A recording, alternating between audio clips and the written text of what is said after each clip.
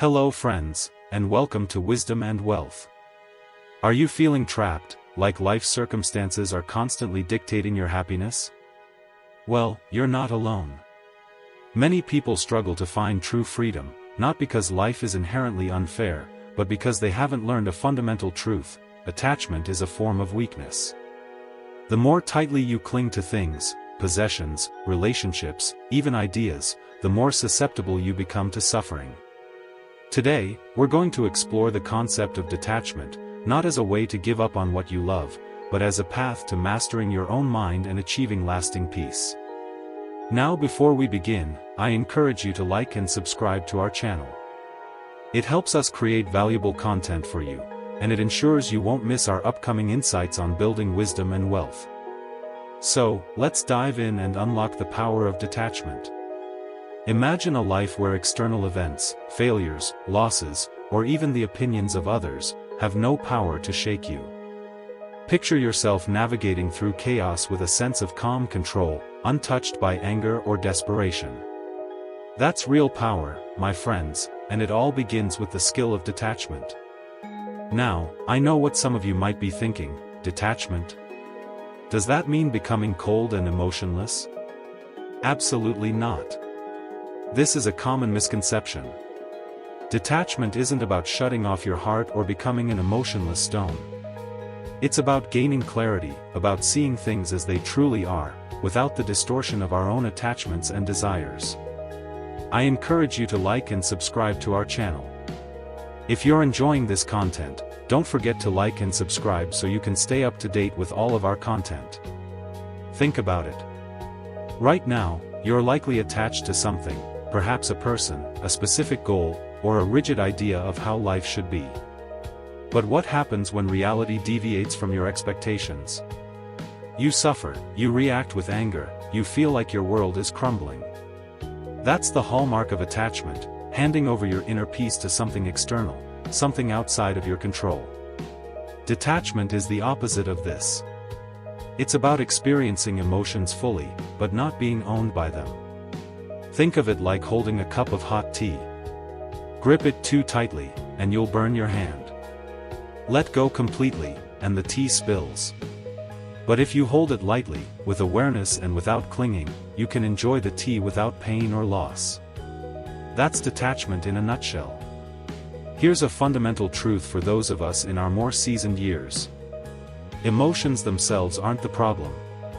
The problem arises when they dictate our actions, when someone insults us and we feel compelled to lash out, or when we experience a loss and become paralyzed, unable to move forward. That's not strength, that's being a puppet, with your strings pulled by external forces. Detachment, in essence, cuts those strings. It doesn't mean you stop caring, but it means you consciously choose how to respond to life's inevitable ups and downs.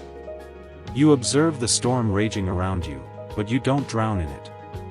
You stand behind the glass, watching, learning, and acting only when it truly matters. I encourage you to like and subscribe to our channel. Share with someone who needs it. Think of a mighty tree weathering a storm. The branches sway, the leaves tremble, but the roots remain firmly planted in the ground.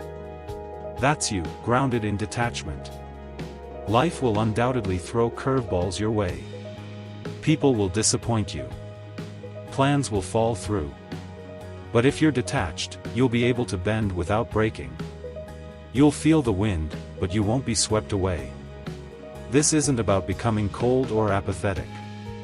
It's about becoming free. Free from the external chaos, free from the incessant noise in your head, and free to choose who you want to be, regardless of what's happening around you. Detachment is about being able to choose who you are as you move through life.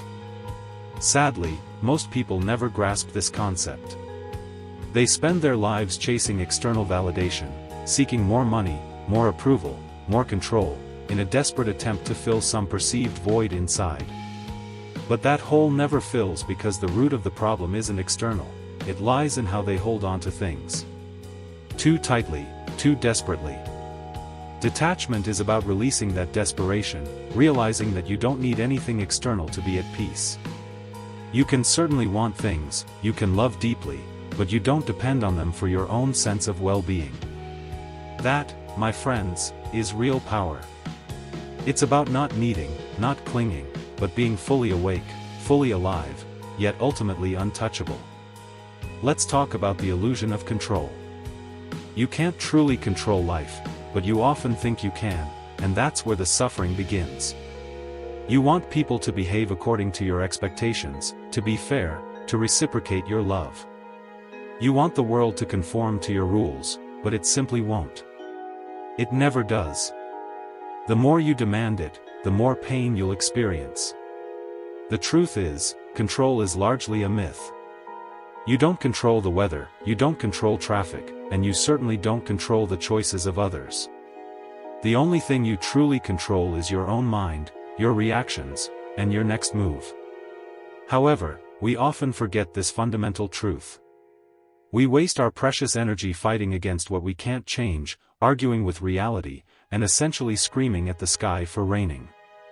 It's utterly pointless and exhausting. Detachment is seeing through this illusion. It's realizing that life doesn't owe you anything. Bad things will happen. People will leave. Plans will fail. And no amount of anger or pleading will alter those facts. So, what do? You focus on what is within your sphere of influence, your effort, your attitude, your personal growth. And the rest? You simply let it go. Think of a boat navigating a river. You can't control the current, but you can adjust your sails. You can steer the boat. You can choose not to panic when the waves crash against you. That's all you truly have, and believe me, it's enough. Most people never learn this. They spend their entire lives trying to force the river to flow in reverse. They blame, they resent, they cling, and ultimately, they drown in their own resistance. Detachment is about flowing with the river, not because you've given up, but because you've awakened to reality. You see the game for what it is. You know what is truly yours to control and what isn't. And you stop wasting your time and energy on the things that lie beyond your grasp. I encourage you to like and subscribe to our channel. Share this video with your circle of friends. This isn't passive resignation, it's a source of profound power. It's understanding that true strength lies not in controlling the external world, but in mastering yourself. So, the next time something goes wrong, ask yourself, can I change this? If the answer is yes, take action. If the answer is no, release it. That's the practice, that's the path. Stop fighting the river, and learn to swim. Let's talk specifically about how to detach from pain. Pain is inevitable. It's a part of the human experience. However, suffering is optional. The key difference lies in attachment. When pain arises, most people react in one of two ways. They either fight it tooth and nail, or they succumb to it completely, drowning in its depths. Both of these approaches are mistakes. Fighting the pain only amplifies it, while surrendering to it prolongs its duration. There is, however, a third way, detachment. Here's how it works. First, pause. When something hurts, whether it's a rejection, a failure, or a betrayal, your natural instinct is to react immediately. To scream, to cry, to blame. Resist that impulse. Stop. Breathe. Create a space between what has happened and what you choose to do next. That space is your power. It's the difference between being controlled by the pain and mastering it. Next, ask yourself one crucial question: can I control this? Be brutally honest with yourself. If the answer is yes, take action. Do what you can to remedy the situation.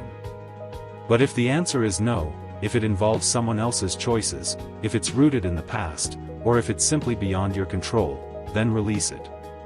Obsessing over what you can't change is a form of self-torture. It's akin to holding a burning coal and expecting the other person to feel the heat. Finally, seek the lesson within the pain. Pain isn't random. It's not a form of punishment. It's feedback. Instead of asking, why me, ask, what is this showing me? Perhaps it's revealing a weakness you need to address. Perhaps it's testing your resolve. Perhaps it's redirecting you towards a better path. Look closely. The answer is always there. Most people miss this opportunity. They mistakenly believe that detachment is about avoidance, but it's not. It's about facing the pain head-on, but without allowing it to define you. Imagine you're holding a knife by the blade. The tighter you grip, the deeper it cuts. Detachment is about turning the knife around, holding it by the handle. Now, you can use it as a tool instead of being wounded by it. This, of course, takes practice. Start small. The next time you feel slighted, pause. The next time you fail, ask the question. The next time you experience pain, look for the lesson. Over time, it will become second nature. The pain will still come, but it won't linger. It won't own you. That's the secret. You don't eliminate pain, you outgrow it. And if you've gotten this far, I encourage you to like and subscribe to our channel. Share this information with someone you know. Now, let's turn our attention to detaching from the opinions of others. All too often, we care far too much about what others think, and that's a major impediment to freedom. Every time you seek approval, you're essentially handing someone else power over you. Every time you fear judgment, you shrink your life, confining yourself to a self-made prison, the key to which you hold in your own hand. Here's how to break free. First, silence the imaginary audience. You may think that people are constantly watching, judging, and scrutinizing your every move, but the truth is, they're not. They're far too preoccupied with their own flaws and insecurities. The reality is, most people will forget about you the moment you leave the room. It's cold. It's liberating. It means you can stop performing, stop pretending, and simply be yourself. Next, embrace indifference. When someone disrespects you, their opinion is ultimately irrelevant. Why? Because respect isn't something you beg for, it's something you command by needing it. You lose it by not needing it, you earn it.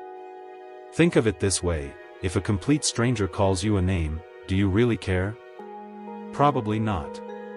But if someone you admire does the same, it stings. Why?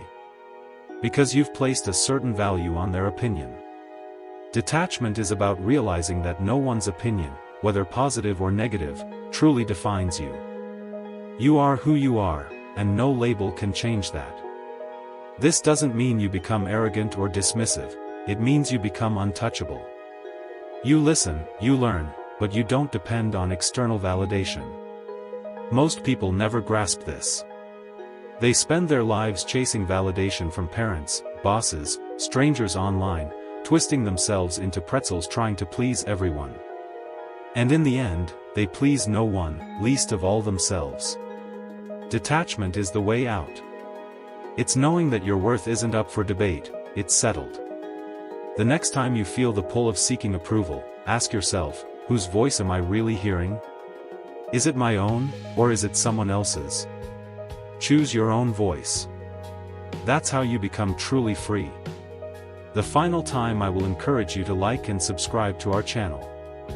Share this information with your family and friends. Let's explore the art of letting go.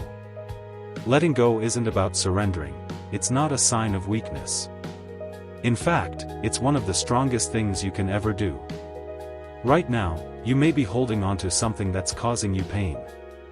Maybe it's a past mistake, a betrayal, or a dream that didn't materialize.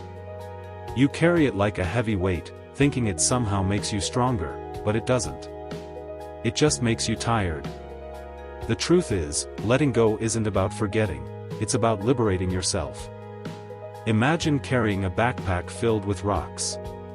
Each rock represents a painful memory, a regret, or a what if. The longer you carry it, the heavier it becomes. But here's the thing, you have the power to put it down, not because the rocks aren't real, but because they no longer serve you. Many people mistakenly equate letting go with giving up. They think that if they stop clinging, they're admitting defeat, but that's not the case at all. Letting go is about choosing to stop fighting a battle that's already over. It's realizing that holding on doesn't change the past, it only ruins the present. Think of a tree in autumn. The leaves turn color and fall to the ground. The tree doesn't resist, it doesn't cling desperately to its foliage. It lets go. And because it does, new leaves can grow in the spring. That's how life works. You have to release what's dead in order to make room for what's alive. This isn't always easy. The mind loves to dwell on the past, to replay old scenarios, and to ask, what if I had done things differently? But that question is a bottomless pit. It's a loop that keeps you stuck. The only way out is to accept what has happened and move forward, not because it was fair, but because it's over. So, how do you actually let go?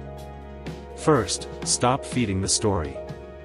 Every time you replay the past in your mind, you give it power. Instead, acknowledge it, and then say to yourself, that was then, this is now. Second, forgive, not necessarily for the other person's sake, but for your own. Resentment is a poison, you drink it hoping the other person will die. Drop the cup. Third, focus on what you can build, not on what you've lost. The past is a lesson, not a life sentence. Letting go isn't a single grand gesture, it's a series of 1,000 small choices. It's waking up each morning and choosing not to dwell on what's behind you. It's catching yourself in the midst of an old thought pattern and gently redirecting your mind. Over time, it becomes easier. The weight lifts, the air clears, and one day, you'll realize that you're finally free. Thank you for joining us on Wisdom and Wealth today. We hope you found these insights on detachment valuable and that they empower you to live a more peaceful and fulfilling life. Remember, freedom is not a destination, it's a journey. And it all begins with taking control of your own mind.